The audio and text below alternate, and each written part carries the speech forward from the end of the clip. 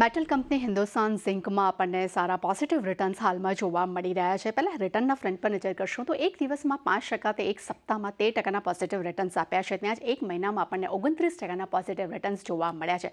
પણ શું છે કારણ તેના પર નજર કરી લઈશું તો ખાસ કરીને ચાંદીના પ્રાઇસમાં જે સતત ગ્રોથ જોવા મળ્યો છે તેનો સપોર્ટ આપણને હિન્દુસ્તાન ઝિંક પર જોવા મળી રહ્યો છે. ખાસ કરીને ટ્રેડ ટેરિફ ડોલરમાં નરમાસી ચાંદીની ચમક અહીંયા વધતી જોવા મળી રહી છે.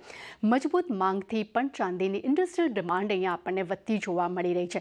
ખાસ કરીને રેન્યુએબલ ઓટો અને ઇલેક્ટ્રોનિક ઇન્ડસ્ટ્રીથી પણ અહીંયા માંગ જે છે અહીંયા આપણને મજબૂત જોવા મળી રહી છે.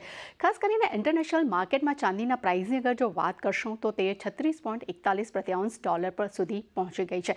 ત્યાં MCX પર ચાંદીના પ્રાઇસ 1 લાખને પાર આપણને પહોંચી જોવા મળી રહી છે, જે 13 વર્ષની ઊંચાઈએ આપણને ચાંદીના પ્રાઇસ જોવા મળ્યા છે. FY26માં 700 ટન, FY27માં 1000 ટન ઉત્પાદનની અપેક્ષા અહીંયા જોવા મળી રહી છે. ખાસ કરીને 10% કોમોડિટી પ્રાઇસ વધવાથી એબિટા જે છે તે 500 થી 575 કરોડ બૂસ્ટ અહીંયા થતા જોવા મળ્યા છે. FY27માં ચાંદીના પ્રાઇસ જે છે તે 41 થી 42 પ્રતિ આઉન્સ ડોલર સુધી પહોંચી શકે છે.